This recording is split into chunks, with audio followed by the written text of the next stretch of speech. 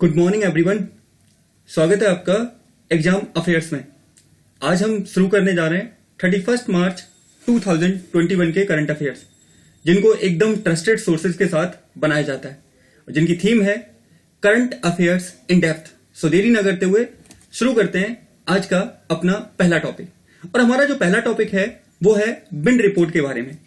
समझेंगे हाल ही में इस रिपोर्ट में क्या क्या बातें बताई गई हैं, किस प्रकार की इंफॉर्मेशन दी गई है और कौन सा देश है जो सबसे ज्यादा विंड एनर्जी को प्रोड्यूस करता है। तो देख लेते हैं जरा क्या है।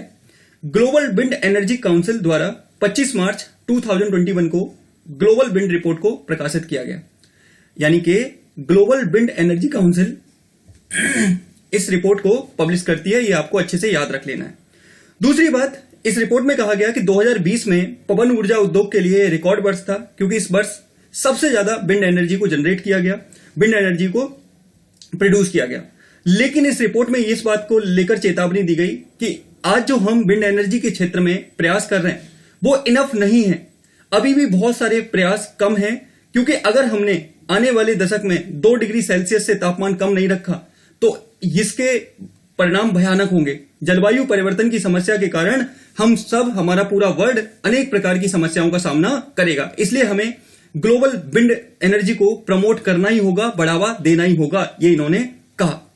रिपोर्ट के अनुसार प्रौद्योगिकी, नवाचारों और पैमानों की अर्थव्यवस्था ने पिछले एक दशक में वैश्विक पवन ऊर्जा के बाजार को चौपट किया है। यानी कि पिछले कुछ मामलों में देखा जाए तो चीजें तो बढ़ी हैं, लेकिन उस तरीके से नहीं बढ़ी हैं जिस तरीके से बढ़नी चाहिए। लेकिन इसके बावजूद भी 2020 में चीन और अमेरिका बड़े पैमाने पर इन्होंने विंड एनर्जी के जो विंड है उनको डेवलप किया, और इसी वजह से चीन पवन ऊर्जा को डेवलप करने में पहले स्थान पर, जबकि अमेरिका दूसरे स्थान पर है। तो ये आपको याद रख लेना है कि किस तरह इन देशों ने बढ़ावा दिया है।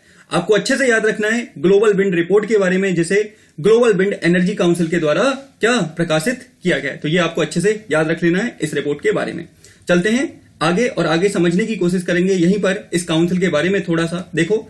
याहू न्यूज से मैंने ये आर्टिकल लिया था। Wind industry won't not building enough to curb global warming. ठीक है, ग्लोबल विंड एनर्जी के बारे में देख लेते हैं। ये एक ऑर्गेनाइजेशन है जिसकी स्थापना 2005 में की गई थी। आप यहां पे देखिए, ठीक है। और इसका जो हेडक्वार्टर आपको देखने को मिलेगा वो कहां पे देखने को मिलेगा, वो देखने को मिलेगा ब्रुसेल्स में। ब्रुसेल्स कहां पर है, तो बेल्जियम की राजधानी है ब्रुसेल्स, और यहीं पर यूरोपियन यूनियन का, ईयू का भी हेडक्वार्टर आपको देखने को मिलेगा। तो ये भी आपको याद रख लेना है। अब क्वेश्चन उठता है, ये करती क्या है, तो आप याद रखिएगा क्या है। Establish as a one of the world leading energy source providing substantial environment and economic benefits. ये इकोनॉमिक बेनिफिट्स और एनर्जी को प्रमोट करने के लिए इसका निर्माण किया गया था। तो ये आपको अच्छे से याद रख लेना है ग्लोबल विंड एनर्जी काउंसिल के बारे में, जिसकी स्थापना 2005 में की गई थी, और इसका हेडक्वार्टर आपको देखने को मिलेगा कहां पर, तो बेल्जियम की राजधानी ब्रुसेल्स के अंदर, जहां पर ईयू का ही हेडक्वार्टर है। ठीक है, चलते हैं अपने अगले टॉपिक पर। हमारा जो अगला टॉपिक है वो है क्रिप्टो करेंसी एक्सचेंज कॉइनबेस के बारे में समझने की कोशिश करेंगे। आप जानते हैं क्रिप्टो करेंसी के बारे में, भारत में क्रिप्टो करेंसी बैन है। आरबीआई के द्वारा इसे किसी प्रकार की मान्यता नहीं दी गई है, लेकिन हाल में ही कुछ ऐसी न्यूज आने लगी है कि अब भारत को भी क्रिप्टो करेंसी के मामले में अपनी क्या दिखानी चाहिए, सक्रियता दिखानी चाहिए। क्योंकि जिस तरह बड़े बड़े देश क्रिप्टो करेंसी को बढ़ावा दे रहे हैं, फेसबुक के द्वारा एक लिब्रा क्रिप्टो करेंसी की शुरुआत की गई। तो समझ लेते हैं, ये सबसे पहले क्रिप्टो करेंसी समझिए। देखो, ये एक वर्चुअल मुद्रा होती है, आभासी मुद्रा होती है, जिसको इंटरनेट के माध्यम से लेन देन किया जाता है। इसका कोई फिजिकल लेन देन नहीं होता। ये आपको पहली चीज याद रखनी है। तो है क्या, हाल में न्यूज में क्यों है? हाल ही में अमेरिकी एक्सचेंज ने भारत के हैदराबाद में अपना कार्यालय खोलने की घोषणा की है। यानी कि अमेरिकी जो एक्सचेंज है कॉइनबेस, उसने ये घोषणा की है कि वो भारत के कहां पर, हैदराबाद में अपना कार्यालय खोलेंगे, जिससे कि वो क्रिप्टो करेंसी के बाजार को प्रमोट कर सकें, बिटकॉइन के बाजार को प्रमोट कर सकें। देखिए यहां पे द मिंट का आर्टिकल है, US crypto currency exchange Coinbase hiring IT professional in India. यानी कि वो इंडिया में आईटी प्रोफेशनल को हायर करने वाले हैं। तो ये आपको बस इतना याद रखिएगा कहां पर खुलने वाला है, तो ये खुलने वाला है हैदराबाद में। और हैदराबाद कहां पर है, तो आप ऑलरेडी जानते हैं, तेलंगाना में है हैदराबाद। ठीक है, चलते हैं अगले टॉपिक पर। अगला टॉपिक है हमारा नोवा हार्ट ऑफ एशिया सम्मेलन। वेरी वेरी इंपोर्टेंट, समझने की कोशिश करेंगे। ARI ऑल इंडिया रेडियो में बहुत बड़ा आर्टिकल छपा था, वहीं से मैंने इसको लिया है। तो समझते हैं क्या है नोवा हार्ट एशिया सम्मेलन। मध्य एशिया के देश तजाकिस्तान की राजधानी दुशांबे में इसका आयोजन किया गया। और इसका आयोजन 30 मार्च 2021 को किया गया। ये आपको अच्छे से याद रखना है। इसमें भारत का प्रतिनिधित्व किया था किसने? श्री एस जयशंकर जी ने, जो हमारे विदेश मंत्री हैं, जबकि पाकिस्तान की तरफ से शाह महमूद कुरैशी ने उनको रिप्रेजेंट किया था। ये भी आपको याद रखना है। इसके अलावा 50 अन्य देशों के प्रतिनिधियों ने भाग लिया। अब क्वेश्चन उठता है कि हार्ट ऑफ एशिया सम्मेलन का मेन मकसद क्या है? तो यहीं पे आपको समझ लेना है। Heart of Asia Istanbul process प्रक्रिया का एक हिस्सा है, जिसकी शुरुआत 2011 में हुई थी। और इस सम्मेलन का मुख्य उद्देश्य है अफगानिस्तान में शांति और स्थिरता लाना, जिससे कि अफगानिस्तान में जो तालिबान का संकट है, जो आतंकवादी गतिविधियां हैं, उनको नियंत्रित किया जा सके। इसलिए ये 9वां हार्ट एशिया सम्मेलन आयोजित किया गया, जिसमें 50 अन्य देशों के जो प्रतिनिधि हैं उन्होंने पार्टिसिपेट किया, जबकि भारत की तरफ से श्री एस जयशंकर ने पार्टिसिपेट किया, ताकि अफगानिस्तान में पीस लाई जा सके, प्रॉस्पेरिटी लाई जा सके, भाईचारे को प्रमोट किया जा सके, जिससे कि वहां पे आतंकवादी गतिविधियों को नियंत्रित किया जा सके। इसका मुख्य उद्देश्य यह है, यहां पे आप याद रखिएगा। अब देखिए, यहां पे मैंने इस आर्टिकल को लिया है न्यू ऑल इंडिया रेडियो से। यहां पे देखें, a stable sovereign and peaceful Afghanistan is basis for peace and progress is our region, says external affairs minister S Jaishankar. हमारे एस जयशंकर साहब का कहना है कि हम एक ऐसा पाकिस्तान चाहते हैं जो स्टेबल हो, सॉवरन हो, पीसफुल हो, डेमोक्रेटिक हो। ऐसे पाकिस्तान की हम कामना करते हैं, और इसी वजह से उन्होंने 9वें हार्ट ऑफ एशिया समिट में पार्टिसिपेट किया। तो ये आपको अच्छे से याद रख लेना है। और कहां पे हुआ था? तो मैंने बताया दुशांबे में, और दुशांबे कहां पर है? तो ताजिकिस्तान में। इतनी बात आपको मेरी क्लियर हो गई होगी। चलते हैं अपने अगले टॉपिक पर, और हमारा अगला टॉपिक है मिशन बिगिन अगेन। छोटा सा टॉपिक है, समझ लेते हैं। देखो, आप जानते हैं पिछले कुछ दिनों में महाराष्ट्र के अंदर कोरोना के केस लगातार बढ़े हैं, और आज महाराष्ट्र काफी तेजी से कोरोना के मामले में आगे बढ़ रहा है। यह अच्छी बात नहीं है। सरकारों को समझना चाहिए, लोगों को समझना चाहिए कि अगर कोरोना एक तरीके से बढ़ता है तो ये हमारे लिए, हमारी अर्थव्यवस्था के लिए और हम सबके लिए बहुत ज्यादा नुकसानदायक है। तो इसी को ध्यान में रखते हुए क्या किया है? कोरोना के बढ़ते प्रभाव के कारण महाराष्ट्र सरकार के द्वारा मिशन बिगन अगेन की शुरुआत की गई है। बिगिन अगेन की शुरुआत की गई है। अब इसका मकसद क्या है? इस मिशन के तहत राज्य के सार्वजनिक स्थल जैसे मंदिर, क्लब, जिम, पब हाउस, ऐसे बहुत सारी चीजें हैं, इनको रात्रि 8 बजे से सुबह 7 बजे के बीच में बंद रखा जाएगा, जिससे कि लोगों का फिजिकल टच कम से कम हो। ठीक है, लोग कम से कम टच में आए, इसलिए इसकी शुरुआत की गई है। याद रखिएगा, Maharashtra CM orders to enforce restrictions like lockdown as COVID cases surge to 40K। तो ये आपको याद रखना है। और कौन सा मिशन किया गया तो वो आप जानते हैं, मिशन बिगिन अगेन। ठीक है, ये यहां पे देख लीजिए, इंग्लिश में भी लिखा हुआ है। चलते हैं अपने अगले टॉपिक पर। अगला टॉपिक है खबरों में एवर गिवन। क्या है? आज से 2-3 दिन पहले मैंने एक खबर कवर की थी सुएज नहर के बारे में। मैंने आपको बताया था कि सुएज नहर, जो कि एशिया को कनेक्ट करने का काम करती है यूरोप के साथ, और काफी व्यस्त यातायात है, तो वहीं पर एक बड़ा सा जहाज फंस गया था। और इसी बड़े से जहाज का नाम क्या है? इस बड़े से जहाज का नाम क्या है? एवर गिवन, जो कि हाल में ही फंस गया था, जिसकी वजह से बहुत सारे जहाज इस नहर में फंस गए थे और उन्हें बहुत सारी समस्याएं, पूरा कार्गो रुक गया था। तो देख लेते हैं जरा इसके बारे में और समझ लेते हैं क्या है ये और किस तरह हमें इसके बारे में चीजें समझनी है। तो ध्यान से सुनिएगा, समझने की कोशिश कीजिए। देखिए जरा, 23 मार्च को, यानी कि 23 मार्च को क्या हुआ था? एवर गिवन नामक मालवाहक जहाज सुएज नहर में फंस गया था। ये आपको अच्छे से याद रखना है।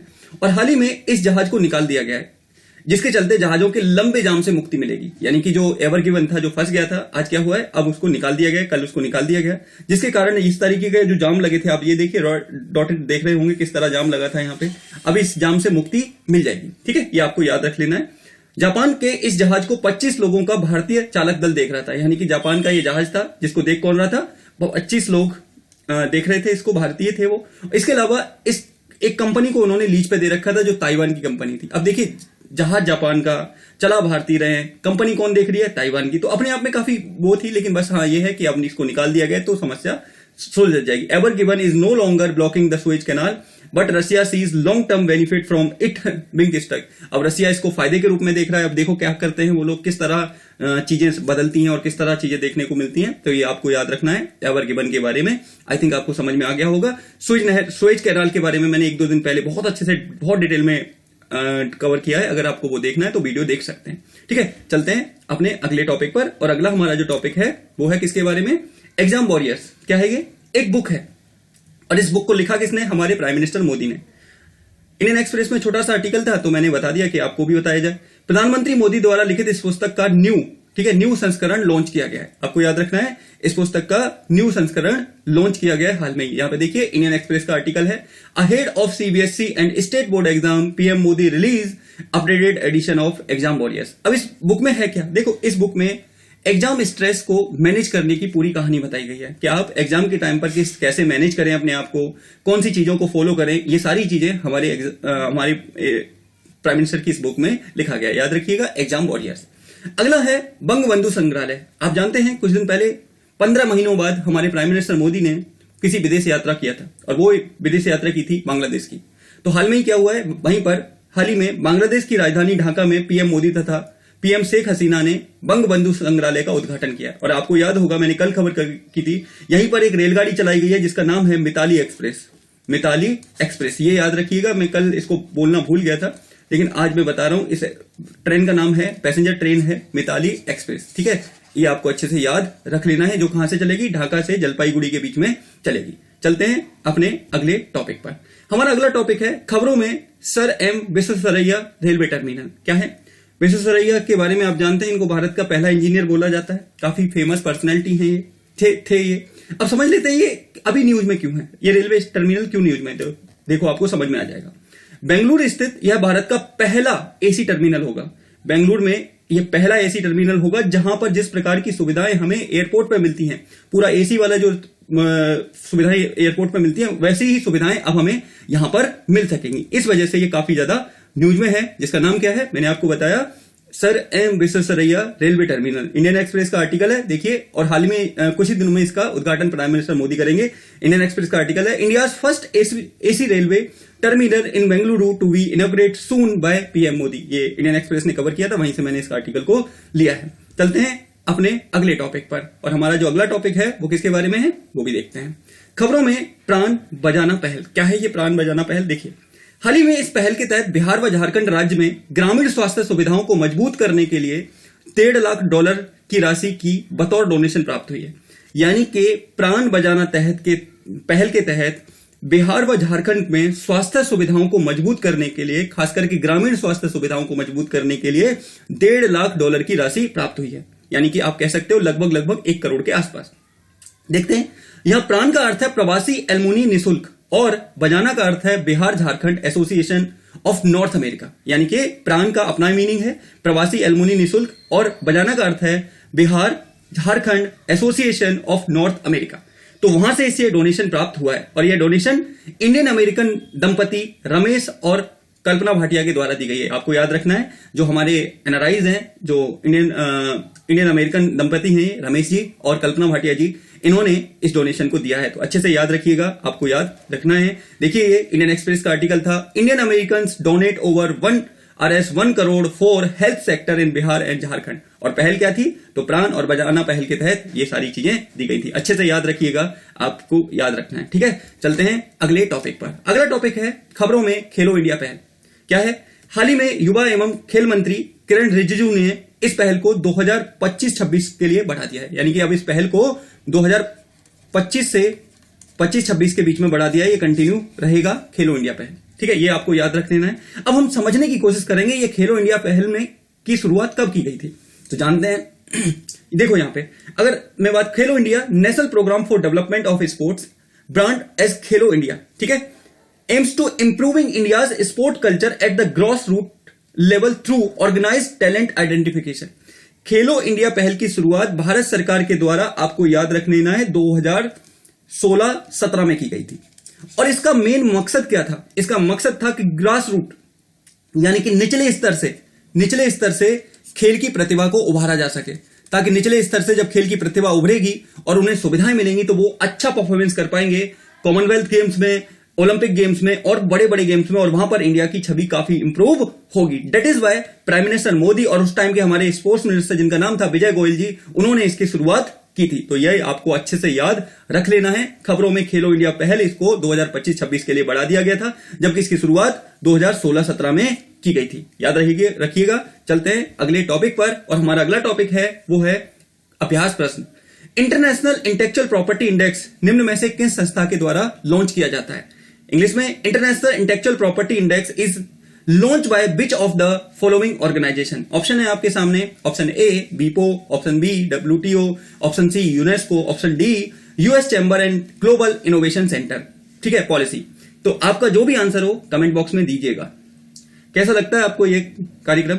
अच्छा लगता है तो लाइक शेयर सब्सक्राइब करें, प्रमोट करें चैनल को, आगे बढ़े चैनल, जिससे कि हम और अच्छे से स्ट्रॉन्ग चीजें कर पाए। ठीक है, तो मिलते हैं ऐसी किसी पहल में। तब तक के लिए आप सभी का धन्यवाद। God bless you all of you.